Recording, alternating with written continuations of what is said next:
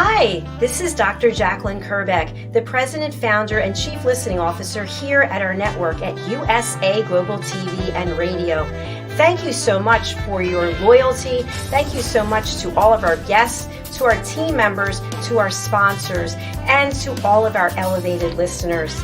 Here at USA Global TV and Radio, we provide world-class education, entertainment, hope, and inspiration.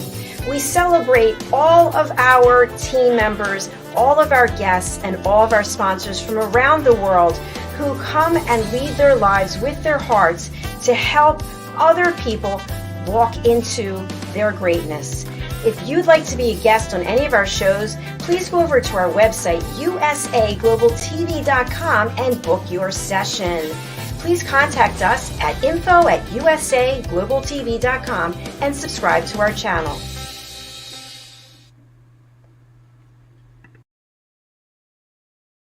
Hello and welcome to USA Global TV and Radio. I'm Dr. Jacalyn Kerbeck, and our show today is the United Kingdom News and Culture. Joining me on episode 52 already are our panelists who are expert correspondents from around the world. Let's welcome DIANN FLOYD BOEHM, who typically is in Texas, but she's somewhere else right now. DIANN, where are you? Hello from Virginia. Woo, yay, Virginia. You know, it's one of a former British colony. I'll just throw that out for you. Wow, I didn't know that. Fantastic. My family lives in Virginia, so Yeah. I love that. All right, let's welcome Simon MacDonald, who's joining us from Scotland. Hello. Hello, from the wild, not the Wild West, but the wild waste of the west of Scotland with the snowy weather that we've got. We're going to talk about weather and food and so much more. Let's bring out Helena Chard, joining us from London. Hello. Hi, everybody. Good to see you. Good to see you. Pretty in pink today. Yeah. Yay. And also join us from London, Mr. Ian Pelham-Turner. Welcome. Good afternoon, one and all, wherever you are in the world. Yes, for sure. We truly are global, and thank you all for being at our 1-year anniversary show that we had on Sunday. I'm still celebrating from that, and it was great to have you there. I got a lot of great feedback, especially the times that you were on. So, and it wasn't just for me. I'm letting you know that.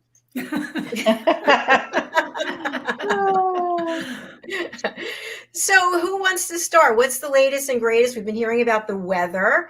What else is going on with you personally? Anything that you want to share with our audience? Well, that brought a loud round of people clamoring to get to the set. No, it's been very, very cold here in the UK. You know, in the green room there just now, Ian was saying, "Oh, it's been terrible down here. It's been -4," and I thought, well, yeah, I'd love to go down there to warm up. It's about -10 here, and Helena, I know, was talking about having gone out for a nice long walk, and I thought -10, you'd stick to the sidewalk or pavement, as we call it here. So yes, winter is upon us, and there's snow in the area and freezing conditions, but you know, it's so nice to see the snow coming. It's really nice to see it going away again. Yeah, I would agree with you. So I have to ask you all, any thoughts about moving to a place that's warmer? No,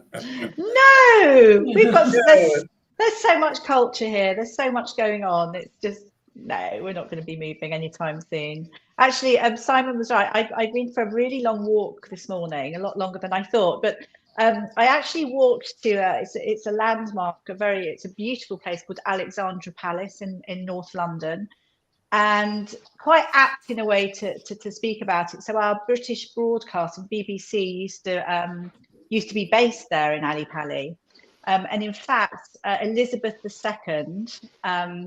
Obviously, the late Her Majesty. Her first broadcast was actually from Alexandra Palace in 1940, and she was 14, and she did this talk to all the children of the world. It was the 13th of October, 1940, and it was an amazing speech she gave. You knew she was destined to be brilliant, where she was just, it was a heartfelt, you know, support to everyone that was being taken to, I don't know, Canada and New Zealand to stay with different people. But that's an amazing speech, and it's such a beautiful place, Ali Pali. It's like 100. It was opened by Queen Victoria, and as I say, it's like over 150 years of entertainment. Not that far from where Ian's based, in fact. So maybe one day he'd like to go for a long walk as well to Alexandra Palace. But really, really beautiful. It was just icy, and it was quiet, the blue sky, the sun was out, even though it was like -5, and you could hear all the birds. Oh, you know, my best time. I just love things like that. Beautiful. Because also, you know, when we talk about listening and listening to people, it's so important to listen to what we have around us, the birds and nature. That's very true. At that temperature, though, I have to tell you, I'd rather listen on the television. I agree. I was freezing at 37. Yeah. Television, a great Scottish invention. That's right. Television, telephone, telewoman. That's the 3 best inventions out of Scotland. Go Scotland. I know here in South Florida, and I'm actually guilty of this, it was 62, I think, and I had on my winter coat, and I was going for a walk. People have their dogs all wrapped up, and I saw one guy jogging and had on like a t-shirt, a little like tank top, and hood on, gloves. It was hilarious. So I can't imagine at the temperatures you're talking about. Helena, what were you wearing to be out walking that long? Well, I did have the wrong shoes on, I have to say, but I kept walking very quickly, so it was okay. I daren't say what I was wearing, but they're called Crocs. They're not the most beautiful things, and I know that people wear them in hospitals, you know, healthcare workers, and and they've got little holes in. So of course, walking all the crispy, icy floor, my feet were soaking. Oh, but hey, goodness. I don't care. It was great. It was brilliant. Loved it. It's nice to see you so happy. That's great. So what else does anyone have going on aside from the weather? Diane, I know you're always up to something. What is it? We're just renovating the house, so getting a new chimney. All right, that sounds like a lot of work. Yeah, not for me. No, it's not. It's for Santa Claus coming down next Christmas. That's right. That's right. So anyway, and getting back to writing, so that's good. Though I must say, Helena, I tried really hard. I kept going, if Helena can walk in the cold, I can walk in the cold. And it was 64 degrees outside. And I go, I can do this because it's really cold in London. And I put my coat on, my hat and my gloves, and walked outside, and the wind blew, and I was like, I'm not Helena. 64 degrees. That's our summer. That's our summer. It's beautiful. You know what it is? It's supposedly, but I think it's true, that when you live in a climate where it's warm most of the time, your blood thins. So as soon as it gets cold, it's kind of like, I don't miss the cold at all. That 62 was enough for me, but it did drop down to 40 something. And I was expecting to see the iguanas passed out on the roads, but I didn't. That's why I went out for a walk. I couldn't find any iguanas that had fallen out of trees. Oh, that's good. I remember that last 64 year. Degrees over here. There'd be a long queue of Scotsmen phoning up the hotline for climate change. Getting out of hand now. So there's been a lot of coverage over 2 people and a book. We talked about that before. Any new updates that you want to share with us about that, or should we go into some uplifting news? Well, I think we could probably say just a little bit, unless lots of people have got to. I mean, there's been an awful lot of coverage, as we know, and it's sort of getting quite nasty in a way. And there's these camps for and against, but the most recent thing is Prince Harry and Prince William's feud sort of may have started over sausages, and this is Paul Burrell, who's Princess Diana's former butler. And in a way, it's quite funny, but there is some truth in it. And really what he was saying is, obviously, Harry was brought up as the spare. And he never wanted to be the spare. And there's a time as well where William always said he didn't want to be king and he wasn't going to be king. But obviously Harry always wanted to be king. He said he'd step in his footsteps. But there was always this sort of almost rivalry between them from being quite a young age. And I think, I think that's true. I would imagine of a lot of siblings, but obviously in the royal family, it's completely different. So that's one of the stories that's come out. And obviously Paul Burrell knew the boys very well, and Diana and the whole family. So it's always interesting getting his little bits of tidbits. But I mean, my feeling is I'm not too sure if there's going to be any making up anytime soon, which is slightly concerning, as we know the coronation coming up. But it could be time that, our Prime Minister has to sort of step in and say, unfortunately, Harry can't come to the coronation, which will be one of those things. We'll see. That's happened before in history, I think, with Winston Churchill and Edward VIII. So that's quite a possibility. I don't know what people think. So do you think for sure that he won't be invited? Or maybe he'll be invited and he won't go? Yeah, I think it's put them in quite a predicament to, for that, because, if he's not invited, then, I mean, they're nailing the colours to the mast well and truly. Although I think certainly on Harry's side, he probably has nailed his colours to the mast, in no uncertain terms. One slightly sort of frivolous comment on it, or amusing comment on it. There's a bookshop in Glasgow Airport that has put all Harry's books under the fiction column. So read into that one what you may. Oh my goodness. Wow, interesting. And I saw in certain places his book is 50% off, but I think I read there's a Guinness World Record that was broken about the most number of books sold. Did you see that? Oh, if you offer 50% off, then every Scot will buy it, whatever. It doesn't matter whether they need it or not. 50% off, we'll have one of those. It's the fastest selling non-fiction book, I think. Yeah. That was the exactly. Yeah. But, except in Glasgow Airport, it's the fastest selling fiction book. Ian, what are your thoughts? I mean, I'd be interested to find out what was the battle over sausages. It's. I mean, did William get more sausages than Harry? And is this the start of a rebellion on sausages in Britain and amongst the royal family? I mean, I think the reality at the moment is, as I've said before, I think they all need to get together. They need to really have a powwow that will sort the differences out.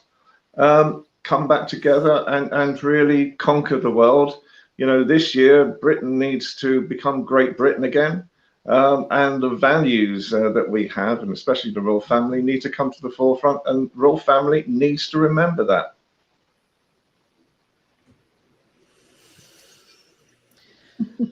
Well said. Well said. It's hard to do, though. I think I'm an onlooker to what's going on, but just speaking family to family, it's always difficult to make amends when so much has been spoken. It takes a lot to do that. So I think one of you had the suggestion that maybe Princess Anne could monitor it. So I'm going to pray for that. Yeah, I think there's a good idea as well to bring in the Archbishop of Canterbury, because he's very much respected by the family and everybody, and he would be a good person to have in. But I think it's going to take a while. There's so many accusations flying around, and there's arguments all the time. We've got Jeremy Clarkson here in the UK. I don't know if you know him over there, but he's a sort of quite well-respected journalist. He's done very well. I mean, I have to say he is a bit of a chauvinist pig. That's the way he is. But now there's this big argument going on, and it's involving Harry and Meghan, and they haven't said he apologized for saying something awful. It was a quote out of Game of Thrones, which is quite offensive, and they haven't what's the word, although he said sorry, they are pushing, and it's it's not going down too well. But anyway, on a positive note, we talk about the coronation, and there's so much to look forward to. And I think if there is any aggravation, we have to remember that Harry and Meghan are not working members of the royal family. So if they don't come to the coronation, it's actually quite understandable, because the coronation is about the people as well, and working members of the royal family will be there. I do know as well, if anyone wants to be a bell ringer, we have something like 38,000 bells here in the UK that want to be ringing over the coronation, but we only have 30,000 bell ringers. So there is actually a website now called Ring for the King. So anyone that wants to learn how to bell ring could actually join up, which I think is actually quite good fun. I fancy it, but we'll be doing some broadcasts, so that won't work. But it's quite exciting if you want to do it. It's not quite as simple as you imagine. Bell ringing somehow. Helena, is this an all expenses paid trip to ring the bell? That's what I wanted to know. I'm sure. I think for you two, especially. Yeah, absolutely. I'm sure. That sounds like a blast. Yes, I'm just picturing Dr. Jacalyn there. So it conjures up all sorts of images there as you're, sort of pulling the bell, and then She goes up. and you're doing it live on television. And, 1 minute we see you're sitting there on your face, the next minute your feet. You all day long. No exercise. Yeah. Simon, will you be there? I'll certainly be watching it on television. It would be very nice if I got an invite. I'm not going to go down to ring a few bells to try and muscle my way in. You don't get a very good view in a bell tower. But no, my invite hasn't arrived yet, so I shall monitor the post carefully as it comes in each day and let you know. Fantastic, exciting. Helena, more news? Well, this is something slightly different. I mean, we keep talking about the cost of living, etc., but it's just something interesting that I think is it's a story which I think came in last year, but I think it's really quite a positive thing. So basically, the richest 1% of people in the UK, so the richest 1% of people in the UK are now wealthier than 70% of the population combined. This is statistics that's come out from Oxfam.